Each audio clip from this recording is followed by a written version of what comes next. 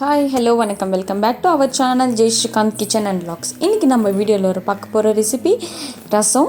So இன்றைக்கி ரசம் என்ன ஒரு ரசம்னு பார்த்திங்கன்னா டொமேட்டோ ரசம், ஸ்பெஷலான ஒரு டொமேட்டோ ரசம் இன்றைக்கி நம்ம பண்ண போகிறோம். ஸோ எப்படி பண்ணுறதுன்னு காட்ட ரொம்ப ஃப்ளேவராக இருக்கும், டேஸ்டியாகவும் இருக்கும் இது. ஸோ செய்கிற முறையை நான் உங்களுக்கு காட்டுறேன், வாங்க வீடியோக்குள்ளே போகலாம். அதுக்கு நான் ஒரு பெரிய பாத்திரம் எடுத்திருக்கேன். இதில் 2லேருந்து 3 டேபிள் ஸ்பூன் வரைக்கும் எண்ணெய் சேர்த்துக்க போகிறேன். எண்ணெய் சூடானதுக்கப்புறமா கொஞ்சோண்டு தாளிக்கிறதுக்கு நம்ம கடுகு சேர்த்துக்கலாம். 1 டீஸ்பூன் அளவுக்கு போதும். ஸோ கடுகு நல்லா வெடிப்பு வந்துடணும். ஸோ வெடித்தா தான் கொஞ்சம் நல்லாயிருக்கும். அதுக்கப்புறம் நான் ஒரு 5லேருந்து 6 பூண்டு பால் எடுத்து அது கொஞ்சம் நல்லா நசுக்கியிருக்கேன். அதை நம்ம சேர்த்துடலாம். அதில் சேர்த்துட்டு காஞ்ச மிளகாய் ஒரு 4 காஞ்ச மிளகாய் நீங்கள் அப்படியும் சேர்த்துக்கலாம், இல்லை கிள்ளியும் நீங்கள் சேர்த்துக்கலாம். இது ஒரு கொத்து கருவேப்பில்லை கொஞ்சோண்டு சேர்த்துட்டு இது கொஞ்சோண்டு நல்லா லைட்டாக வறுத்துக்கோங்க. ஃபுல்லாக கலர் சேஞ்ச் ஆகக்கூடாது, தீர அளவுக்கு நீங்கள் வச்சுக்கக்கூடாது, கொஞ்சம் லைட்டாக வறுத்தா போதும், அவ்வளோதான்.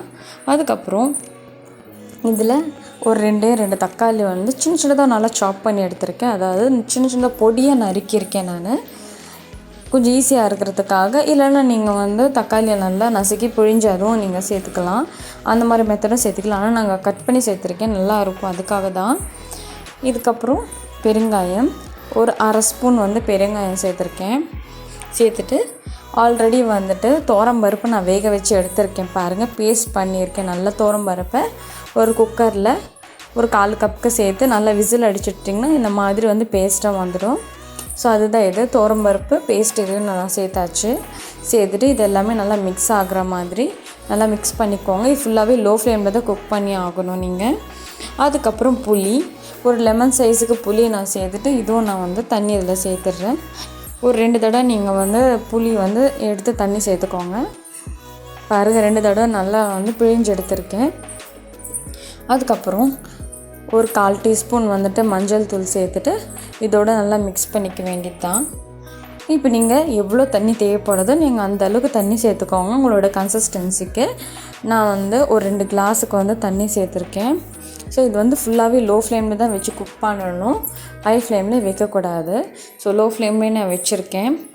இதுலேருந்து லைட்டாக கொதி வரட்டோங்க, நம்ம கொதி வர வரைக்கும் வெயிட் பண்ணிக்கலாம். ஸோ இன்னும் எனக்கு லைட்டாக ஸ்டார்ட் ஆகிருக்கு பாருங்கள். இந்த ஓரத்தில் உங்களுக்கு தெரியுதான்னு தெரியல, லைட்டாக ஸ்டார்ட் ஆகிருக்கு. ஸ்டார்ட் ஆகும்போதே ரசம் பொடி நான் சேர்த்துடுறேன். ஆல்ரெடி ரசம் பொடி லாஸ்ட் வீடியோவில் நான் சேர்த்துருக்கேன், அது வேணால் நீங்கள் செக் பண்ணிக்கோங்க.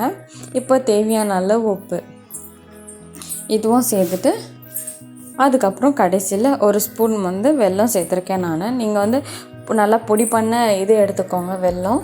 அதே 1 ஸ்பூன் தான் நான் சேர்த்துருக்கேன், அவ்வளோதான்.